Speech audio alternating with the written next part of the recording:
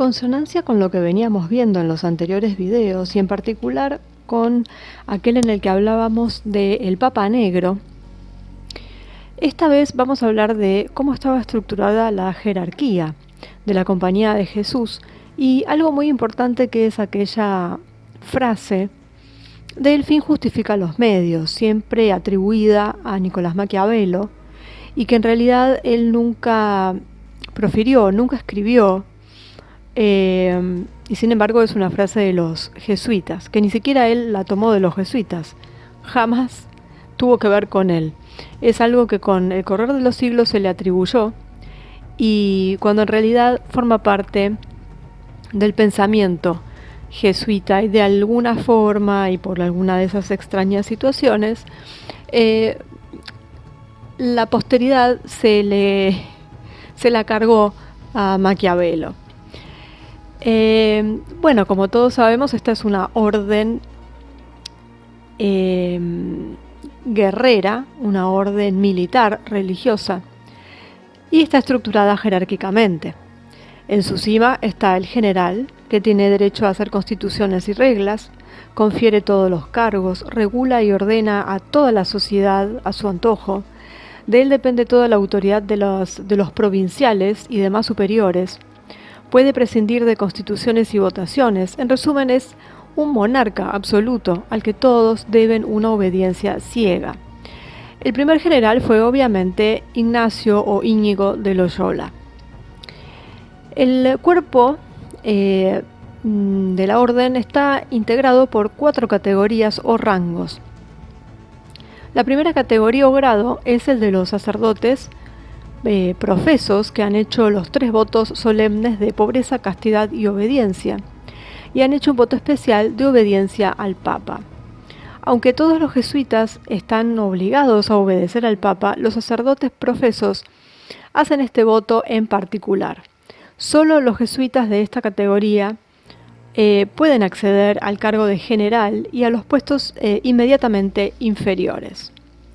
La segunda categoría o grado consiste en sacerdotes que toman votos simples, no solemnes, y que no pronuncian el 4.º voto al Papa, y son llamados coadjutores espirituales. El tercer grado es el de los hermanos legos. Estos nunca llegan a ser sacerdotes, sino que hacen los 3 votos simples y se encargan del trabajo manual en las casas, como cocinar, limpiar, todas estas cosas.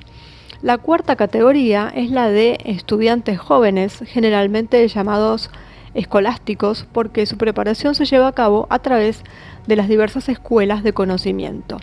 Al final de sus estudios son ordenados sacerdotes y según su progreso ingresan entre los profesos o entre los coadjutores espirituales. Para entrar en la orden es necesario primero seguir un periodo de noviciado de 2 años, durante el cual el novicio es sometido a una severa disciplina porque tiene que perder su individualidad y ponerse enteramente en manos de su superior. Los que logran aprobar el noviciado hacen 3 votos simples. Algunos siguen siendo hermanos laicos, otros continúan como escolásticos para convertirse en coadjutores profesos o espirituales.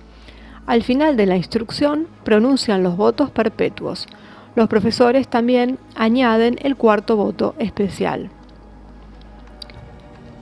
El personal de la orden está organizado en provincias, donde se ubican las diferentes casas de la orden, que son de 6 tipos: residencias para escritores, académicos, superiores locales, miembros jubilados o enfermos; casas de estudio para jóvenes jesuitas; un noviciado donde se examina y forma a los aspirantes de la provincia; y luego están las escuelas y colegios destinados a la educación de los laicos, y las casas para retiros espirituales donde los laicos van en busca de ayuda espiritual o para realizar devociones. Cada casa tiene un superior, bajo el cual hay otros superiores intermedios, y sobre todos los superiores de las casas de la provincia hay un provincial, y sobre todos los provinciales hay un asistente que reside en Roma con el general. Todo jesuita está obligado a obedecer incondicionalmente a su superior.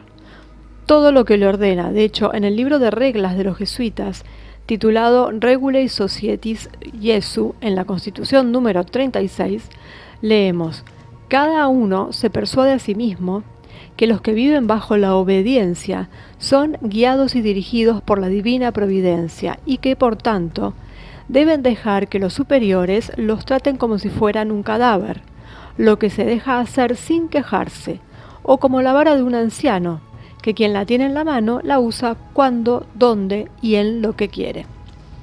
El jesuita tiene que ver al mismo Jesús en la persona del superior. En las reglas 16 y 18 leemos: no mires en la persona del superior al hombre sujeto a errar, sujeto a miserias humanas, pero mira en él a la persona misma de Cristo, que es sabiduría suprema, bondad inmensa y caridad infinita, que no puede ser engañado ni querrá engañaros a vosotros. Y asegúrate de que, siguiendo la voluntad del superior, estás siguiendo la voluntad divina con toda certeza. Debes creer firmemente que todo lo que manda el superior es precepto y voluntad de Dios. Con tales reglas está claro que el jesuita considera infalible a su superior y por lo tanto desobedecerlo habría significado desobedecer a Dios. Y luego que el superior estaba en una posición con respecto a quienes eran empleados por él, en una posición que le permite hacer todo lo que quiere sin que lo contradigan.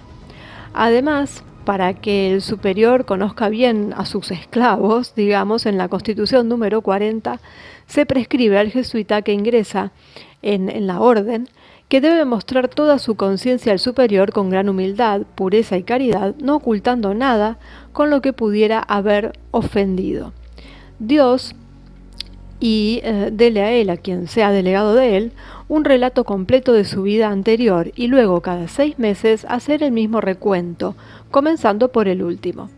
También se ordena al jesuita que no informe de las cosas de la orden a los forasteros. De hecho, las reglas comunes número 38 y 39 dicen que nadie informe a los de fuera de lo que se hace o se espera que se haga entre nosotros. Nadie, sin el permiso expreso del superior, comunica nuestras constituciones, nuestros libros o escritos en los que están contenidas nuestras ordenaciones o privilegios. La orden tiene como objetivo convertir a los herejes y paganos al catolicismo a través de la predicación, la enseñanza y la confesión. Y ahí es donde tenemos la confesión. Se instauró en un principio como un arma de chantaje, básicamente, porque todo lo que se diga puede ser usado en su contra. Y esto, bueno, pretende hacer todo ad maiorem del gloriam, es decir, para mayor gloria de Dios, que significa para mayor gloria del papado, porque para los jesuitas glorificar al papa, para ellos el vicario de Cristo en la tierra, significa glorificar a Dios. Por eso varios papas admitieron sus muchos privilegios y los apoyaron, porque su trabajo tendió a consolidar y extender el dominio del papado en el mundo. Pero al mismo tiempo, y esto hay que tenerlo en cuenta, el orden, o esta orden, también persiguió sus propios fines, que eran los de querer dominar el mundo y enriquecerse, y por ende dominar a los papas. Pero la orden también afirmó que para lograr sus objetivos todos los medios son lícitos, incluso los ilícitos. Todos los medios son indiferentes y por tanto la mentira, la astucia, el robo, el fraude, la violencia se les permite. Tienen una moral que justifica el pecado con todo tipo de sofismas, por lo que el aborto, el asesinato, el adulterio, el robo, el duelo, la mentira, la duplicidad, la idolatría, la impureza, están permitidos en un cierto aspecto, en varias circunstancias, y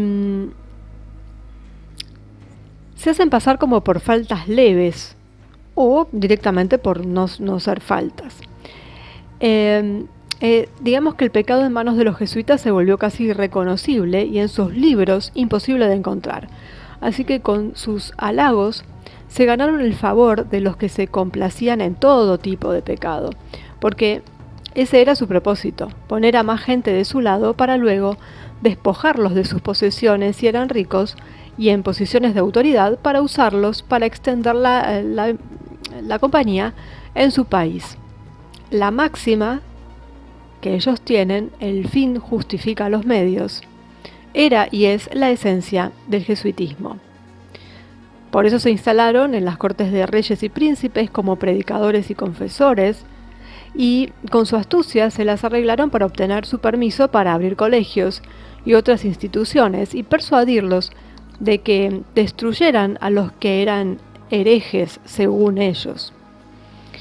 En todos lados abrieron varios colegios, fueron protegidos por los príncipes y participaron en las masacres de los valdenses, por ejemplo. Abrieron muchas universidades en muchos países y obtuvieron la amistad de emperadores y príncipes, haciéndoles creer que buscaban su interés para inducirlos a favorecer su sociedad y exterminar a los protestantes, por ejemplo. Pero ya vamos a ver cómo es que fueron suprimidos y luego vueltos a la vida, por decirlo de alguna forma. Pero bueno, lo interesante era ver cómo estaban ordenados, es decir, cuál era la jerarquía, cuál era o cuál es el orden en el que se ubican con su general, sus superiores, los provinciales, bueno, todo esto que tiene que ver con el mundo militar. Lo mismo se ve en los colegios jesuitas, están organizados de esta misma manera. Y esto de la frase del fin justifica los medios, que durante tantos siglos se le achacó a Maquiavelo y que es jesuita. Y como a partir de ahí no solo por esta frase, sino también convengamos que por otras cosas, se utiliza la palabra maquiavélico, podríamos decir que los jesuitas son maquiavélicos. Pero en este caso, esa frase justamente no es de Maquiavelo, es de ellos. Vaya a saber si no fueron ellos mismos quienes le endilgaron la frase, ¿no? Esa historia, bueno, no la sabremos, pero la realidad es que podemos liberar a Maquiavelo de esta frase y ponerla en su lugar, que es la Compañía de Jesús.